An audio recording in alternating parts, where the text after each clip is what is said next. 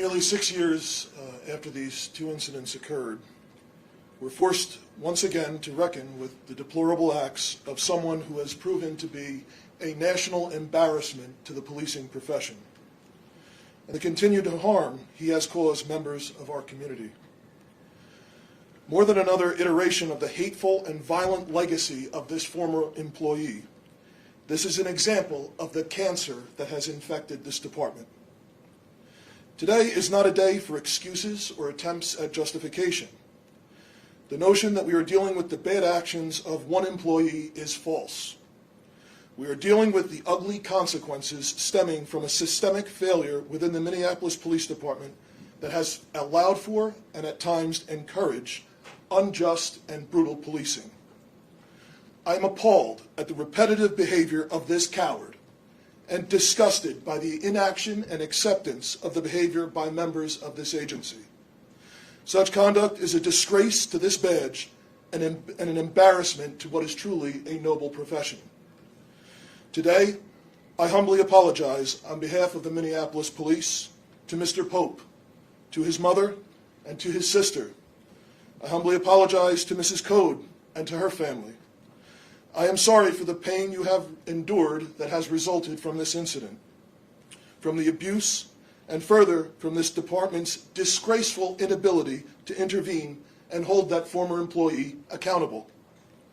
The Minneapolis Police failed not only Mr. Pope and Mrs. Code, but through this failure, we put everyone who would later come in contact with that former officer at risk.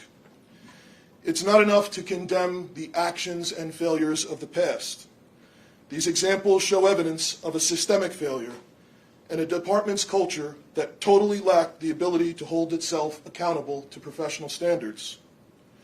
Going forward, we will continue to ensure sufficient processes are in place to identify and intervene early, to prevent misconduct, and to prevent brutality from occurring in the first place. Under our settlement agreement, we will demonstrate that we have done so to an independent evaluator before the court. To be clear, going forward, I will ensure zero tolerance for any conduct by our officers that dehumanizes or brutalizes anyone, regardless of who they are and regardless of what they have been accused of doing. And I will have zero tolerance for any conduct by our officers that provides cover for such despicable behavior. Any officer who does so is a disgrace to all those who wear this uniform with pride and who have dedicated decades of their lives in service to this community. We are called to protect with courage and to serve with compassion. Our community deserves good policing that reflects community values and is effective at keeping all people safe. As Minneapolis Chief of Police, I expect nothing less. The Minneapolis Police has a tradition to recycle the badge numbers that are no longer assigned to a current officer.